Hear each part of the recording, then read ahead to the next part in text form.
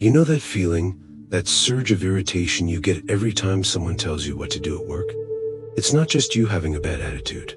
Some people, they can work for the same boss for 20 years and be totally fine. But for others, it feels like a cage after just 2 weeks. So today, we're going to dig into exactly why that happens, and more importantly, how to channel that feeling into something powerful without ever having to fake a smile about your job. So let me ask you straight up, does your job feel like a cage? I mean, even if the work itself is okay, the people are fine, and the paycheck is decent, if you feel controlled, that's literally how your brain sees it, like you're trapped. And you know what? That feeling is a massive clue about who you are at your core. And let's be super clear about this. That feeling of being trapped, it is not a flaw. It's not a sign that you're difficult or ungrateful. It's actually a signal of a really powerful personality trait, your deep, fundamental need for control and freedom. And I don't mean the freedom to sit around and do nothing. I mean the freedom to choose your own path, set your own pace, and live by your own rules.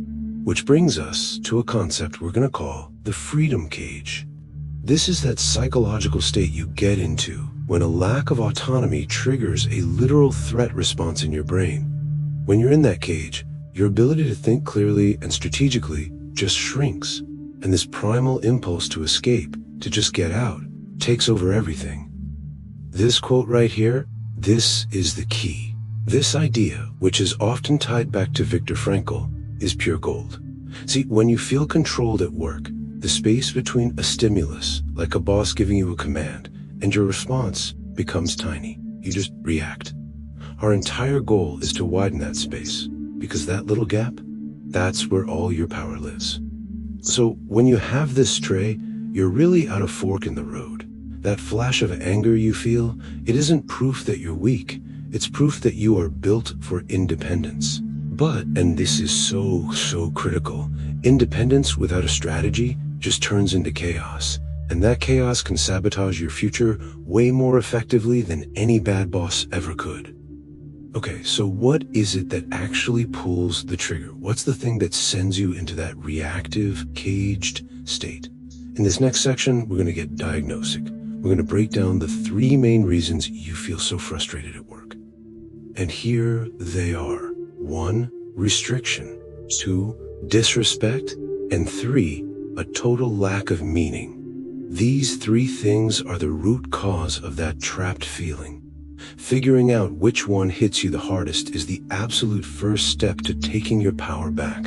So let's look at each one. First up is restriction. You know, humans don't suffer most from being busy. We suffer most from feeling powerless. Think about it this way. You can choose to do a crazy hard workout and feel amazing after, right? Why? Because you chose it. But if someone forced you to do a simple, easy task, it would feel draining because the choice was stolen from you. That's the key right there. Choice is psychological freedom. Now, the second trigger is disrespect. And this one is a killer. When you pour your time and energy into your work and you're treated like you're just some replaceable cog in a machine, well, that doesn't register in your brain as just work. It feels like straight up humiliation. You can put up with difficult tasks, but you can't put up with disrespect for long. The philosopher William James absolutely nailed why this feeling is so powerful. He said we have this deep, fundamental craving to be appreciated. It's not about constant praise. It's about being seen as a human who matters. When a job gives you orders but no respect, your nervous system goes on high alert and you start plotting your escape. And that brings us to the third trigger, which is a huge one, especially for disciplined people, a lack of meaning. Nietzsche's famous quote explains it all. You can put up with almost any hardship, any how, if you have a powerful why. But without a purpose, every single task feels heavy, boring, and pointless. You're not lazy. You're just being starved of meaning. Okay, so we've diagnosed the problem. Now let's talk about the solution. And this isn't about slapping on a fake smile or just being grateful. No, this is a practical, step-by-step approach to turn all that frustration into fuel. This is what we call the engineer's exit plan. The very first move is a huge mindset shift. From this moment on, your job is not your identity. It's a tool. Think of it as a funding mechanism for your real mission in life. A hammer doesn't define who you are. It's a tool that helps you build something. Once you see your job this way, you stop taking everything so personally. The job isn't judging you. It's just a system for trading your time for resources. That's it. Freedom isn't a door you stumble upon. It's a house you build, brick by brick. And these are the three main parts of the foundation. First, a safety cushion. Seriously, even 1 month of living expenses in the bank dramatically lowers your fear, and that stops you from making rash decisions. Second, one core skill that the market will actually pay for. Coding, writing, selling, designing, pick one and get good at it.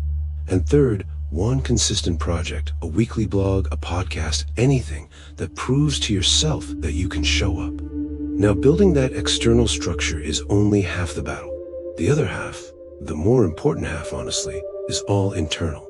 So for our final section, let's talk about mastering the mindset you need to actually see this plan through to the end. Let's look at this side by side. When your boss gives you a task you don't want to do, the immediate ego reaction is, who are you to tell me what to do, right? But the strategic mindset reframes it completely. Think of it like a drill in judo. The drill might be boring and repetitive, but every rep is building skill. You can see your job the same way. This is a drill that's sharpening me and funding my future independence. The old Stoic philosopher Epictetus gave us a legit weapon with this idea. You can't always control the stupid stuff that happens at work, but you can always control what that stuff means to you.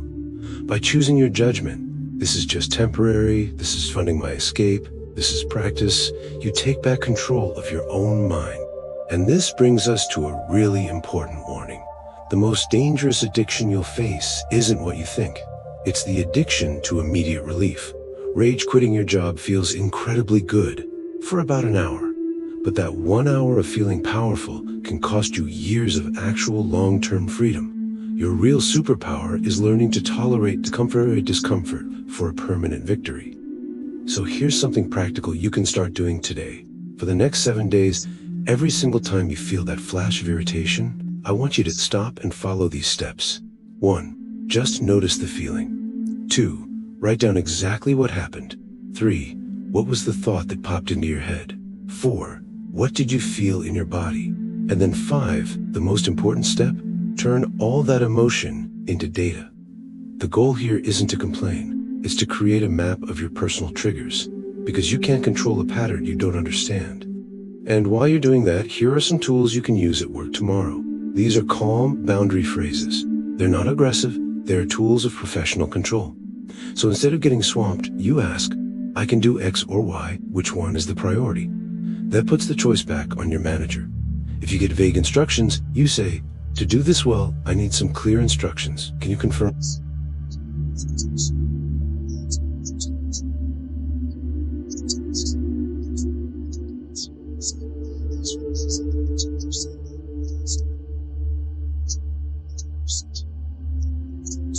This is the single most powerful mindset you can adopt. This should be your mantra. Say with me, I don't need to love my job, I need to use it correctly. You don't have to find your passion there, you just have to learn how to use it as a sponsor for the independent future that you are busy building for yourself. All right, we've broken it all down. You understand the feeling, you know the triggers, and you've got a plan. So the only question left is this. Now that you can name your trigger, is it restriction, disrespect, or a lack of meaning? What is the very first brick you are going to lay, maybe even today, to start building your own freedom?